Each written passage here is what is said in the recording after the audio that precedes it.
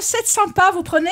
Alors, comme d'habitude, nous ne les mettrons pas sur Facebook, encore moins sur WhatsApp. Alors, prenez vos stylos et notez bien qui commence. Je commence? Allez, allons-y. Je vais vous donner un petit velouté de champignons. Alors, pour cela, il vous faut 500 g de champignons frais ou congelés, pas en boîte, parce que ça n'a aucun goût. Un oignon, huile d'olive, crème de soja, curcuma, poivre, gingembre, ça c'est pour les épices, sel, poivre, ça c'est pour je sais pas quoi.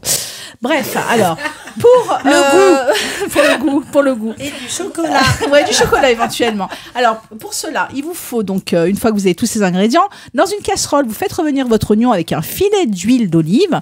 Vous mettez les champignons bien nettoyés s'ils sont frais, sinon vous les mettez comme ça congelés. Une fois bien revenus, vous ajoutez l'eau à couvert, c'est-à-dire vous couvrez à fleur et vous continuez la cuisson pendant 15 à 20 minutes. Vous mixez l'ensemble et ajoutez ensuite les épices ainsi qu'un filet de crème de soja pour l'onctuosité.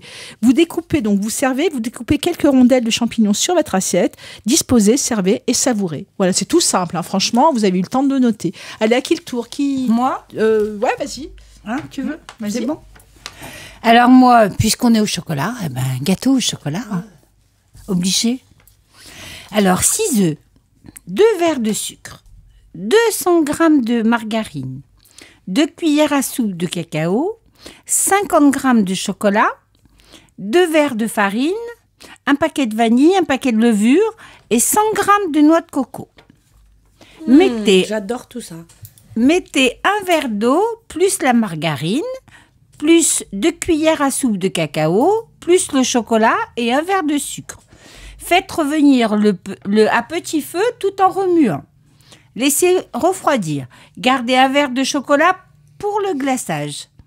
Battez les 6 blancs d'œufs et le verre de sucre. Ajoutez la farine, la vanille plus la levure. Mélangez les jaunes d'œufs à la crème de chocolat. Ensuite, mélangez le tout. Mettre au four 5-6 suivant votre four, vous gérez vous-même votre chaleur. Et à la sortie du four, versez le verre de crème et saupoudrez de coco. Bon appétit. C'est facile celui-là. Oui. Bon. Alors moi, Vas-y, Chantal. J'ai une autre recette de gâteau au chocolat, Parce qu'on est en plein dans le chocolat. mais aux courgettes. Ah ouais. Alors, Il est délicieux, je confirme. Je l'ai savez-vous goûté. pourquoi la courgette? Qu'est-ce qu'elle remplace dans La margarine. Pas La du margarine, tout. le La beurre. margarine, le beurre, voilà. Moi, j'en fais En un fait, sans ça farine. aère votre gâteau et ça l'humidifie. Donc, on n'a pas besoin Ça n'a pas du coup le goût de la et ça le courgette. rend très onctueux. Donc, il vous faut 200 g de chocolat, 4 œufs, 120 g de sucre, 80 g de farine et une courgette épluchée et finement râpée, un demi-sachet de levure. Alors, vous mélangez tout ça, peu importe l'ordre, de toute façon, ça n'a aucune importance. Et vous le mettez à four chaud à 180 degrés pendant 15 minutes ou un peu plus, ça dépend comment vous l'aimez. À sa sortie, vous pouvez le napper de chocolat fondu.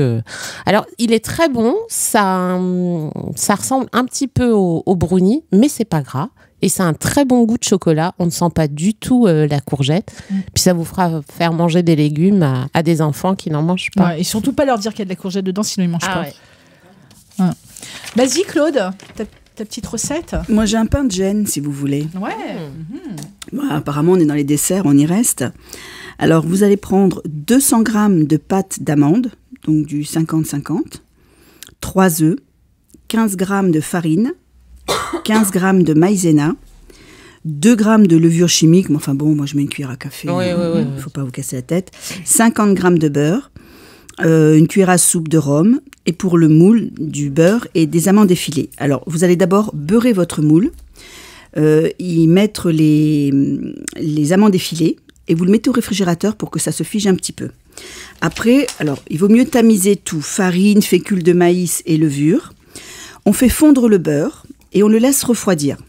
On va préchauffer le four à 180 degrés. Et alors, là où je rejoins Léa, je fais ramollir un petit peu la pâte d'amande au micro-ondes. Il faut vraiment qu'elle soit bien ramollie. Alors, il y en a qui le font au robot, etc. Moi, simplement avec le batteur. Donc, il faut détendre la pâte d'amande en la battant avec les œufs, mais un par un. Donc, environ 5 minutes, il vous faut au moins 5 minutes avec les 3 œufs à incorporer, jusqu'à obtenir un mélange mousseux et lisse. Ensuite, avec votre spatule, vous allez incorporer le beurre, la farine, la fécule et la levure et un petit peu de rhum, enfin un petit parfum, hein, ce que vous voulez. Vous mettez dans votre moule, 30 minutes au four. Alors, vous vérifiez quand même si c'est cuit avec une pointe de couteau. Alors, c'est pas une grosse quantité. Donc, il vaut mieux prendre un petit moule, pas plus large que 20 cm de diamètre, parce que ça ne lève pas beaucoup. C'est pas très épais. Et puis voilà, vous démoulez, vous laissez refroidir et vous pouvez garnir avec un petit peu de crème, des fruits frais, voilà. Le pain de gêne. Eh ben écoute, merci. Qui d'autre? Qui a une autre recette? Moi, j'en ai une autre. Vas-y. Je suis en train de manger du chocolat, c'est pas très C'est poli. pas grave. Bon, c'est une recette toujours de gâteau au chocolat parce que je suis une réelle addict. Donc, pour celles qui ne veulent pas de farine justement dans leur préparation, j'ai un gâteau tout simple. Vous faites 2 mousses au chocolat, donc tout le monde sait faire la mousse au chocolat, chacun a sa recette. Vous en faites cuire une. Ah bon? C'est un gâteau qu'on appelle le gâteau de Pessah chez les Ashkénazes. Vous le faites cuire, vous l'arrosez après cuisson d'un sirop de sucre et d'un petit peu d'alcool, ce que vous voulez, et vous rajoutez dessus une mousse au chocolat crue et vous mettez au frais. Et c'est délicieux. Ah tiens, je vais essayer. C'est sympa. C'est tout simple. Ça a quelle consistance, la mousse au chocolat cuite? Un gâteau. Ah ouais, tiens. Bon, bah c'est bien. Karine, tu nous donnes une petite recette de beignets? Oui, je vais vous donner la recette des beignets. Donc, c'est celle de ma mère. À la Nekebala. Non, comment tu dis? Mishkepala? Non, Ah je non, sais pas. c'est l'inverse, la mère qui le dit à c'est l'enfant. l'inverse, ouais. C'est pas Alors, Bébessiana. Donc, c'est les beignets qu'on fait beaucoup en Israël. Ça n'a rien à voir avec la recette des sponges, dont la pâte est soufganiot, dont la pâte est très très molle et ça colle vraiment les doigts où il faut. Ça n'a rien à voir. Donc là, 500 g de farine tamisée ou pas tamisée comme vous voulez. Moi, j'ai mis 1 kg. Un carré de levure fraîche. Je préfère personnellement qu'à la levure sèche. Vous savez, les carrés de levure, les rondelles. Hein. Des boulangeries. Voilà, des boulangeries. 4 cuillères à soupe de sucre. Perso, j'en ai mis un peu plus. Bon, mais ça, c'est au goût. Après, c'est comme toi, tu sens. Tu vois, ça, c'est une recette... Moins tu mets de sucre dans une pâte à lever, plus vite elle lèvera. Ouais, voilà. Voilà. Après, celle-là, elle lève pas énormément. C'est pas comme la pâte à pain. 3 œufs ou 4 s'ils sont petits. 2 cuillères à soupe d'huile. Alors, effectivement, là, j'en ai pas mis du tout parce que comme c'est frit, j'en ai pas mis. Mais c'est très bon. Un verre d'eau tiède. Je rajoute, moi, du jus d'orange 100% orange.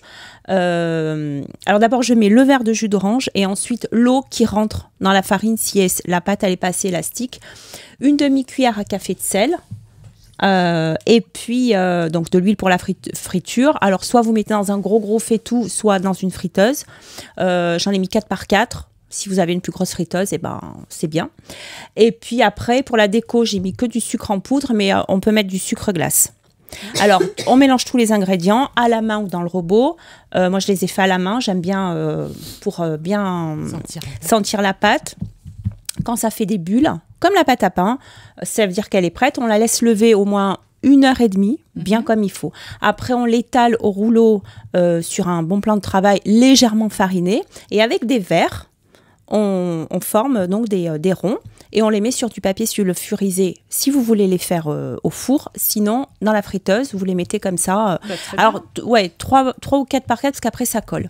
C'est bien. Après, ceux-là, ils sont nature, mais si vous voulez les mettre, si vous voulez mettre dans la confiture au Nutella, il y a des espèces de seringues, c'est génial. Ou alors on les coupe et puis on les, avec une poche à douille. Avec une poche à douille, c'est sympa. Une petite astuce, si vous n'avez pas eu le temps de relever ces recettes, vous pouvez télécharger notre émission sur le site de Radio Judaïka. Et puis là, vous la téléchargez, vous pouvez repasser, avancer, reculer, etc. Ou nous réécouter aussi le jeudi, ou nous écouter le jeudi. Enfin bref, voilà.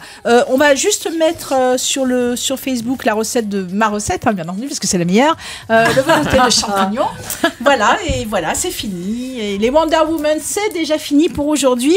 Merci pour votre fidélité. Merci les Wonder Woman, mes chers amis. Nous vous retrouverons la semaine prochaine avec toujours autant de plaisir. Régalez-vous, rigolez bien et passez un super bon Shabbat. Shabbat shalom.